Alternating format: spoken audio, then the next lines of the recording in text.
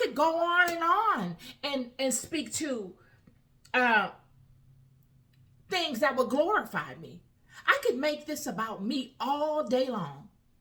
Me, me, me, me, me, me. Oh, God has done this to me. Oh, I had an experience with Jesus. Oh, I'm the only one that had an experience with Jesus. Come look at me. I want you to pay for you to come and see me because I had an experience with Jesus. Oh, I had an experience with Jesus and you didn't. And you didn't because you're living in sin and you're not good enough. And you're going to go to hell. And Jesus doesn't love you. And neither does God. And I'm the only one that God loves. And you're not like me. So I'm going to stand here on this podium and I'm going to speak down to you as to all the things that you're doing wrong and why you're not worthy and all this and all that. This is what he's saying. But he's saying, I'm not here to make this about me. I have come forward and I have told you all that I have gone through. I done been shipwrecked. I done been hated on. I done been attacked. I have had people lie on me. I have taken financial losses. I had to be taken out of a window in a basket. Grown man put in a baby basket with a blanket over me because of my love for God. I mean, it's funny when you get to thinking about it. When you read it, beaten 3 times with rods, stoned, shipwrecked 3 times. I mean, come on. He's coming through and he's saying, please don't ever get it twisted, y'all. Everything that I'm coming forward with cost me a lot. I didn't have a choice to come forward. It wasn't like God gave me an idea. This was an ultimatum.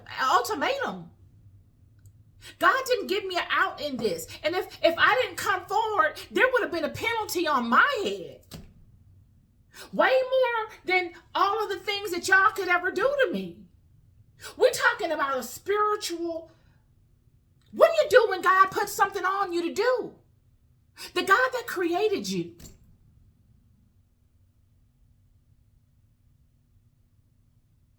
Don't none of us know what's going on beyond this life. All we know is this. So the God that created this whole world gives you an idea, tells you to go in a direction. What do? And that direction is always difficult. It's never easy. Do you say, no, I'm not going to do it like Jonah? You run only to get on a ship and God begins to send a whale and swallow you up? What do you do? What can people do that would overcome what God could do? This is Paul. Paul had to humble himself. He had to go back in front of people. These are a rebellious people, friend. These people ain't the ones. These people are, rebellious is not even the word. They will stone you, bury you, dig you up, stone you again, bury you, dig you up, drag you. These are those type of people. This is an ancient time, friend. So it was an extreme thing going on here. And Paul is laying it all on the line and telling these people, I'm not here to glorify myself. Yes, all these things I've done. And God knows all these things that I've done. And God has found me worthy to be useful. And God didn't need a press conference. God didn't need a Zoom meeting for me to be able to get your buy-in. But because I love you and because I love I love God. I love myself. Because I've come into a knowing that I can't unknow, that I can't sit on my hands with. It's got to move. I wrestle with you and I look for creative ways to offer it to you so that it's effective, so that you can gain access to it in an effective way while I suffer.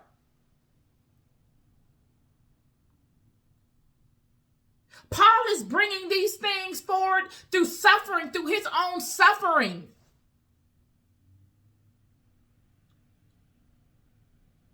And he's saying, I'm doing this not to get the glory. Because God won't let me get the glory like that. This is what verse 7 is speaking to.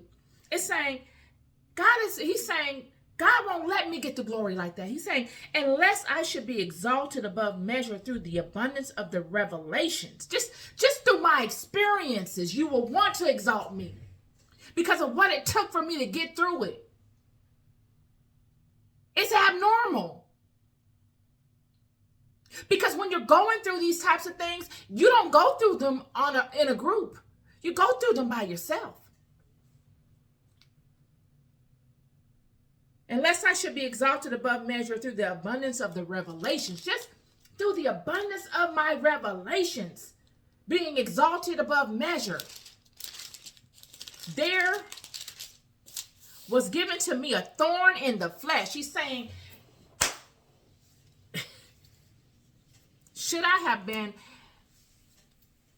exalted just by the experiences, just by my testimonies, just by the things that I have pondered, that I have been able to have revelations on? I could have been exalted by them things, friend. And the fleshly side of me probably would have allowed it. But God put a clause in that contract. He put a thorn in my side. The messenger of Satan to buffet me. Woo! The messenger of Satan to keep me on track.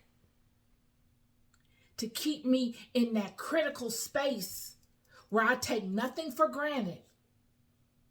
Where I don't sit too long and feel sorry for myself, nor do I make it about me. I don't have time to make it about me. That messenger keeps you in alignment in a way that you constantly move forward. Methodically. Lest I should be exalted above measure. This is the brilliance of it, y'all. This is the brilliance of it that I pray to God that I can communicate to you. I promise you.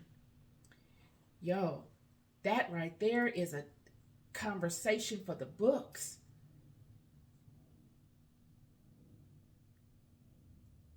He's saying, for this thing I besought the Lord thrice, that it might depart from me. He's pleaded with God, pass this cup from me. I did not go and seek this cup. And these people hate me, and they say I'm not worthy for something that I didn't even seek. It wasn't like I came and said, okay, I'm going to apply for this. Let me go apply here. I applied, and yeah, I want to be included. I didn't do any of that. I've been chastened. Gone through the fire is not even a strong enough word. Endured is not even strong. Persevered is not even strong enough. And I have asked God 3 times to pass this cup. Father, please pass this cup for me. Take it, please. Let this one go on by me.